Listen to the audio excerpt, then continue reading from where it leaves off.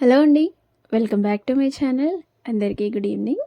ఇది నిన్న evening to night vlog. Sunday రోజు ఇంకా పిల్లలైతే ట్యూషన్కి వెళ్ళలేదు.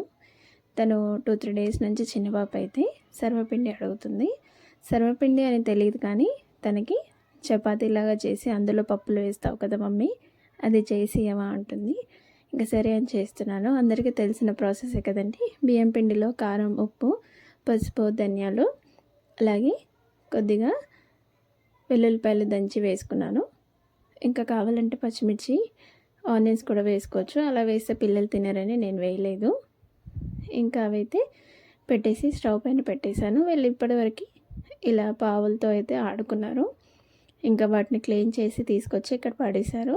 అవన్నీ వాటర్ క్లీన్ చేయమని చెప్తే చేస్తుంది. ఇవన్నీ చేయాలా అక్క చేయదా, నేను ఒక్కదాన్ని చేయాలా అంటుంది. ఇంకా తను కొన్ని క్లీన్ చేసిన తర్వాత వాళ్ళ అక్క కూడా కొన్ని క్లీన్ చేసింది. ఇవి ఆడుకొని అలాగే పెట్టేస్తారు. వాటర్తో అంతా అవి పాడవుతున్నాయి. అందుకే కొన్ని ఇచ్చాను ఆడుకోవడానికి. ఇంకా చాలా ఉన్నాయి. ఇంకా తను క్లీన్ చేసే విధానం చూడండి. అలా చేయాలంట, నేను చెప్తుంటే కాదు అంటుంది. ఇంకా సర్వపిండి అయితే రెడీ అయిపోయిందండి. ఇంకా ఈవినింగ్ టైము నేను డైలీ ఇలా కర్పూరం అయితే వేస్తాను. చాలా స్మెల్ వస్తుంది నాకు. ఈవినింగ్ 6 to 7 వరకు కొంచెం దోమలు వస్తూ ఉంటాయి. ఇంకా ఆమెను తుడవమంటే పైపైన తుడిచిపెట్టేసింది. ఇంకా అవన్నీ తీసేసి మళ్ళీ టేబుల్ పైన వేసేసాను. ఇది చిన్న స్టవ్. ఇంకా వాటర్ అంతా మళ్ళీ క్లీన్ చేసి టేబుల్ పైన అయితే పెట్టేశాను. అవి ఫ్యాన్కి తడి ఆరుతుందనేసి ఇంకా పిల్లలిద్దరికీ సర్వపిండి రెడీ అయింది కదా, వాళ్ళని పిలిచి వాళ్ళకైతే పెట్టించేసాను. వాళ్ళు పెరుగు వేసుకొని తింటారు. వాళ్ళకి అలాగే ఇష్టం. నేను కూడా అలానే తింటాను. పెద్ద పాప అంత ఇష్టంగా ఏమీ తినదు, అంటే కొంచెమే తింటుంది. మళ్ళీ కావాలని అడగదు. చిన్న పాపకైతే చాలా ఇష్టం. తను మళ్ళీ అడిగి ఇంకొంచెం తీసుకుంది.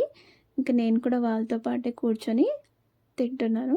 వేడిగా ఉన్నప్పుడే బాగుంటాయి అనేసి వాళ్ళతో పాటే కూర్చొని తింటున్నాను. ఇంకా వాళ్ళు కూడా తింటూ టీవీ చూస్తున్నారు. నేను మార్నింగ్ అయితే ఒక రెసిపీ అయితే పోస్ట్ చేశాను, అదే యూట్యూబ్లో చూస్తున్నారు. ఎగ్ ఇంకా ఎండు చేపలు, మన ఉప్పు చేపలు ఉంటాయి కదా, అవి రెండింటి కాంబినేషన్లో కర్రీ చేసి మార్నింగ్ పోస్ట్ చేశాను. అది వీడియో చూస్తున్నారు. నేను డిస్క్రిప్షన్లో లింక్ కూడా ఇస్తాను, చూసేయండి.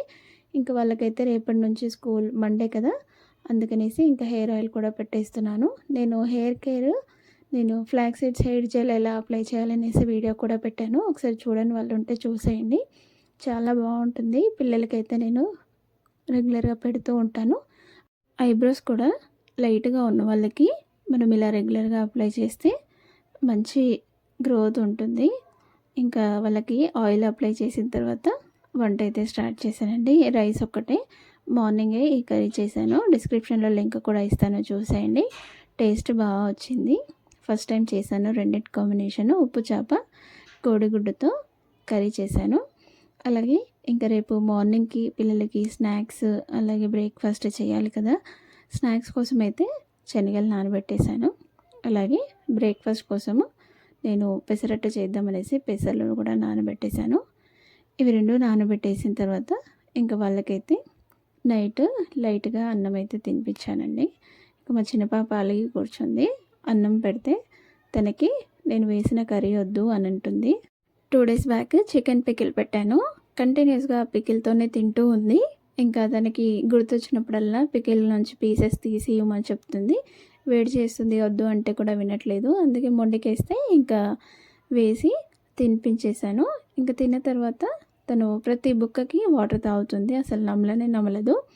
ఇలా వాటర్ తాగి మింగేస్తుంది.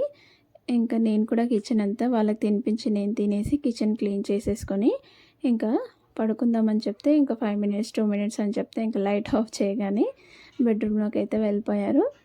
ఇంకా కొంతసేపు వాళ్ళు పడుకుంటే తొందరగా పడుకుంటారు, లేదంటే చాలా టైం తీసుకుంటారు. కొంతసేపు ఆడుకొని పడుకుంటారు.